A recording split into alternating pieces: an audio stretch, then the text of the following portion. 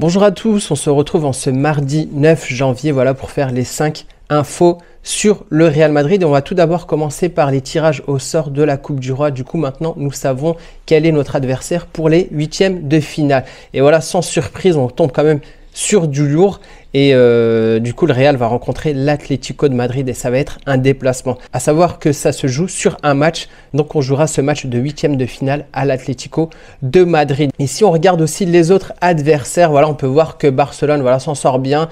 Il tombe sur Salamanca. J'ai vu, c'était une équipe de division 4. On a notamment Getafe contre Séville, Osasuna contre la Sociedad, Valencia contre le Celta Vigo. La grande affiche, c'est voilà, c'est l'Atlético de Madrid contre le Real Madrid en huitième de finale. Voilà, ça promet pour les huitièmes de finale. Et ce qui est marrant aussi, c'est qu'on a un calendrier qui fait qu'on va rencontrer plusieurs fois l'Atlético de Madrid. Il y a la Super Coupe d'Espagne demain, mercredi, et on joue l'Atlético de Madrid pour les demi-finales de la Super Coupe d'Espagne. Ensuite, la Super Coupe, la finale, si jamais on bat, on va dire, l'Atlético de Madrid. Le 18 janvier, il y aura l'Atlético Madrid pour le match des huitièmes de finale de la Coupe du Roi. Donc voilà, en une semaine, on va rencontrer deux fois l'Atlético de Madrid. Et si on va dire, on élargit un peu plus le calendrier, on est censé rencontrer l'Atlético le 4 février. Voilà, ça sera le match qui compte pour la Liga. Et on a eu aussi une visite de Marcelo, voilà, l'ancien joueur du Real Madrid, on va dire la légende du Real Madrid. Et voilà, qui est venu, on va dire, saluer les joueurs. Voilà, il était de passage à Madrid. Voilà, il s'est même exprimé au micro. Voilà, on lui parle de Bellingham. Il dit, c'est l'idole de mon fils Liam. Je voulais prendre une photo avec lui. Je le vois très bien. Il a fait un très bon début. Nous savons qu'au Real Madrid, il faut toujours s'améliorer, mais son départ est formidable, presque imbattable. Voilà, Bellingham qui est déjà meilleur buteur du championnat en Liga, voilà, qui a fait vraiment un début fantastique avec le Real, qui a aussi délivré pas mal de passes décisives et voilà, qui est vraiment en lice s'il continue sur ce chemin pour être parmi les favoris pour le Ballon d'Or. Voilà, il continue encore, il le dit, j'ai toujours été fan du Real Madrid et maintenant je regarde de plus en plus les matchs et je leur souhaite bonne chance pour repartir cette Super Coupe. Voilà, il parle de la Super Coupe d'Espagne, voilà, le prochain match du Real, à savoir que maintenant Marcelo joue en Brésil dans l'équipe de Fluminense et on lui parle aussi de la Super Coupe. Il dit, grâce au Real Madrid, j'ai pu en gagner 5.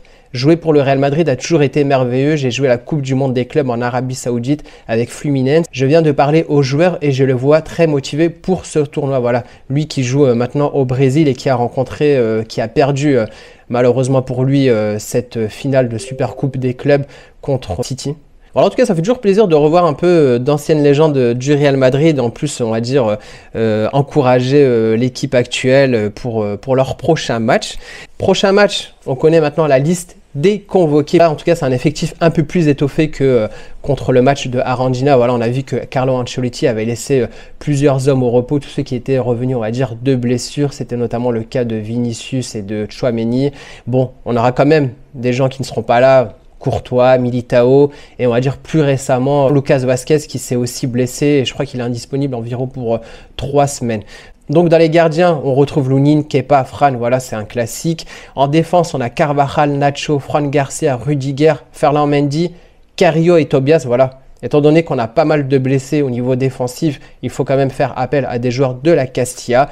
Et voilà, ils étaient quand même corrects, mais bon, on ne sait jamais. Là, ce match va se dérouler en Arabie Saoudite et si tout se passe bien, le Real devrait aussi rester plusieurs jours, donc accéder à la finale. Et au milieu de terrain, on retrouve Bellingham, Kroos, Modric, Camavinga, Valverde, Tchouaméni, Dani Ceballos, Arda Güler, voilà, ça fait plaisir de le retrouver sur la feuille de match. Mario Martin et Nico Paz, voilà, encore des joueurs de la Castilla pour compléter l'effectif. Et en attaque, Vinicius Junior, Rodrigo, Joselu et Brahim. Alors, en tout cas, on espère vraiment que cette équipe va gagner cette demi-finale pour accéder à la finale et au moins empocher, on va dire, un trophée, un premier trophée pour cette saison. Voilà, ça ferait du bien pour l'équipe. Et on va finir voilà, cette vidéo par des images de l'effectif, voilà, qui avec le sponsor, on va dire Emirates du Real, et notamment voilà Nacho, voilà, qui fait un selfie, voilà, avec tous les joueurs en arrière-plan, plus on va dire le personnel de Fly Emirates. Et qu'est-ce qu'on peut leur souhaiter? Que tout se passe bien, qu'on remporte, on va dire, ce match contre l'Atlético, voilà, qui aura lieu, je le précise, demain mercredi. Et voilà, on se quitte et pour aujourd'hui, on se retrouvera pour une autre vidéo pour parler encore des infos du Real. Ciao, ciao!